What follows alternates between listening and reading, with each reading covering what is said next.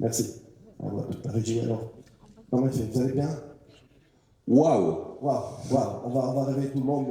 Moi, je suis très pensif. Quand j'écoute ce type de présentation, que je suis pas hier ou ce qu'on se disait, je suis très pensif parce que c'est toujours, on nous rappelle que c'est tout de suite cette opportunité qu'il faut y aller. Enfin. Non, mais Thierry, alors, comment vous avez vécu ces 2 jours? Et écoutez, waouh! J'adore. C'est la clôture. Vous pouvez l'applaudir. C'était waouh et c'était normal. Waouh! Je ne l'avais pas préparé, mais c'était un vrai waouh. Mais vous avez bien raison. En tout cas, c'était waouh. Alors, aujourd'hui, il y a une année, vous étiez à Marseille et vous avez déjà annoncé, je me rappelle avec Karim Amelal, qu'il y aura la 2e édition à Tunis. Depuis, beaucoup de choses ont avancé, la preuve. On y est. Ça fait 6 mois que beaucoup de personnes travaillent bénévolement, un petit peu en back-office, si j'ose dire. Certains d'entre eux sont ici. Je ne vais pas regarder ça, comme ça je ne vise pas les uns ou les autres. Mais ils sont nombreux dans cette salle. Et vous-même, vous étiez chargé un petit peu de la coordination du programme au sein du comité de pilotage. Eh bien, nous y voilà. Qu'est-ce qu'il y a? Quels étaient les objectifs? Et est-ce que ces objectifs, aujourd'hui, à H-05, sont atteints? D'abord, je souhaite vraiment remercier le comité de pilotage. S'ils sont là, s'il vous plaît, levez-vous. Levez-vous, oui, s'il vous plaît.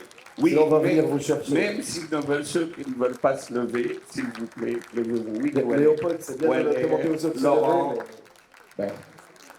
Madame Neja, toutes l'IFP. Excusez-moi, je ne vais pas vous citer, mais franchement, bravo. Mais il y a un nom que je souhaite citer, c'est Aurélie aussi. Bravo Aurélie. Elle est jamais loin. Voilà. Elle est où, Aurélie? Elle est là. Voilà. Je sais qu'elle est jamais loin. Voilà. Excellent. Bon, franchement, je n'ai pas besoin de répondre à cette question. C'est bon pour vous? C'est clair, j'ai écrit des notes et des statistiques et des choses comme ça. La réalité, c'est que, bon, j'ai quelques notes. Le plus important, je pense, c'est la prise de conscience de tous les stakeholders des enjeux stratégiques qu'on est en train de discuter. Et quand je dis stakeholder, il y a 10 ans, quand j'ai pris mes fonctions en tant que ministre, j'avais des jeunes du 21e siècle, des dirigeants du 20e et des lois du 19e. Aujourd'hui, je peux vous dire que tous les dirigeants se sont rendus compte qu'on est au 21e siècle et ils cherchent des solutions. Et nous, aujourd'hui, on s'est rencontrés, on a observé la vitalité de notre jeunesse méditerranéenne, mais la chose la plus importante qui nous est venue à l'esprit, c'est que, comme disait Nisa, on a les mêmes valeurs, surtout ceux qui sont de l'Est de la Méditerranée, et on a vraiment les mêmes valeurs, on voit le monde de la même façon, et on peut travailler ensemble, et on a démontré qu'on peut travailler ensemble. Je ne vais pas aller dans les chiffres, il y a 3000 personnes, combien de rencontres, etc.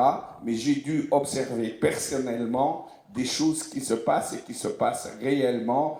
Je ne parle pas que des contrats et de partenariats, beaucoup, beaucoup plus que ça. Eh bien justement, il y a beaucoup de choses auxquelles, pour les plus assidus, ils ont dû assister à toutes les sessions. Sauf qu'il n'y avait pas que des sessions dans cette salle ou dans l'autre salle, il y avait des sessions fermées. Et c'est là où ça m'intéresse. Qu'est-ce qui se passait dans ces sessions fermées? C'était autour de quoi? Et est-ce qu'il y a des outcomes? Est-ce qu'il y a des choses que vous pouvez partager avec nous? Il y en a eu plein. Je ne vais pas toutes les citer. Est-ce qu'il y a quelqu'un de la Fondation Alint ici? Oui, voilà. Le travail extraordinaire qui a été fait par la Fondation Annalyn sur la partie partenariat, pas que public-privé, mais surtout avec la société civile, l'éthique, la partie éthique, la partie conscience, etc. Et j'ai entendu dans le dernier panel, Alexandre, il est où? Est-ce qu'il est là? Alexandre. J'ai entendu un truc. L'IA éthique, on a entendu. Mais j'ai entendu un truc qu'il faudrait que vous gardiez en tête. L'IA américain, l'IA chinois, on sait quelle est leur hégémonie, ce qu'ils veulent faire. Mais j'ai l'impression qu'il y a autre chose. L'IA utile, l'IA humain, ça c'est notre ADN méditerranéen. Et quand je dis méditerranéen, c'est Europe-Afrique. Mais surtout, l'IA utile, l'IA optimale. Ça ne sera pas le plus grand IA. Ça ne sera pas là où il y a le plus grand argent, mais là où il y a l'optimal, l'IA utile, optimal, entre les ressources qu'on va mettre et le nombre de vies qu'on va sauver, etc., etc. Ça, c'était important. Il y a eu d'autres, le FEF, merci encore, Madame l'ambassadrice, pour le fonds Expertise France, qui sont 2 millions de dinars pour faire des rencontres. Hein. Ne vous inquiétez pas, 2 millions d'euros ne sont pas pour faire de l'IA. Hein. C'est pour faire des rencontres. Et il y a une session à laquelle on a tenu réellement. C'est celle qui a été organisée avec... initiée par Madame la directrice générale de la CDC, où il y avait tous les CDC, il y avait toute la Banque africaine de développement, l'AFD, BPI, il y avait même une banque privée qu'on a attrapé extraordinaire, Monsieur Garcia, s'il est là. Et on a discuté, on a dit c'est très bien ce qu'on a fait, c'est extraordinaire, mais comment on va payer? Qui va payer? Comment on va faire? Comment on va financer tout ça? Et on faisait une back of the envelope calculation. On a dit, si on veut faire ça, le minimum qu'il faut mettre en tête, tenez-vous bien, ce n'est pas un grand chiffre comme disait Nizar, nous sommes beaucoup plus modestes, il faut trouver 300 milliards de dollars. Et je vous dis, c'est très simple, 100 milliards pour l'énergie. 100 milliards, et ça, le deuxième 100 milliards est un chiffre calculé de M. Garcia. 100 milliards pour faire les 50 data centers nécessaires, les data centers optimaux, ce pas les plus grands, autour de la Méditerranée, et 100 milliards, parce qu'on ne peut pas mettre 100 milliards dans l'infrastructure, et on vient aux startups qui vont les occuper, on va leur dire, oh, 10 milliards. Non, 100 milliards aussi, là-dedans. Et pour faire ça, il y a des instruments. Est-ce que l'argent existe? Bien sûr, elle existe. Est-ce qu'elle va venir du public? Bien sûr qu'elle ne va pas venir que du public. Est-ce qu'elle va venir d'un seul pays? Bien sûr que non. Et donc, on a commencé à réfléchir. Et l'Outroot, dont je suis extrêmement content, c'est un groupe de travail entre ces gens-là, qui a déjà des milestones. On va se rencontrer déjà une date, le 28 janvier, à Paris. On va se rencontrer pendant le forum des caisses en mai, je crois, et la proposition de Nairobi, et bien sûr, à la prochaine édition. Pourquoi? Parce que pour faire ça, l'argent existe, les instruments existent. Est-ce qu'ils sont suffisants? Est-ce qu'ils sont optimaux? On ne sait pas. Mais on sait que si tous les stakeholders, y compris les décideurs politiques, parce qu'ils sont à la recherche de solutions à propos. Hein. Moi, j'étais dans cette chaîne de valeurs-là. Ils n'étaient pas conscients aujourd'hui, ils sont conscients, ils cherchent des solutions. Et ce n'est pas eux qui vont faire les solutions, c'est nous.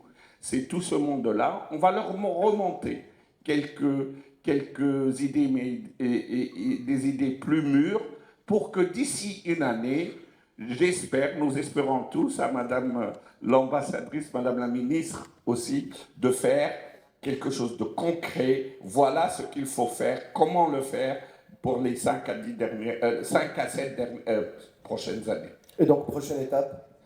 J'ai pas bien compris, juste pour être sûr, parce qu'il n'est pas là. Philippe Garcia, c'est 100 milliards que vous demandez à Philippe Garcia? Non. Philippe Garcia, c'est le CTO, c'est pas le financier, c'est le CTO de BNP Paribas. Son job, c'est de dire... Donc voilà, c'est pas le même Garcia, Philippe Garcia de Business France, je voulais dire. Je retire déjà le Philippe, vous avez parlé de M. Garcia. Donc Monsieur Garcia, non, c'est BNP Paribas qui a fait son étude, qu'est-ce qu'il faut pour faire ça, et que ça ne peut être que PPP. Moi, je pense que 20% public, 80% privé, c'est très faisable. On connaît du monde chez BNP Paribas, mais je te dirai comment. Oui. Très bien. Oui.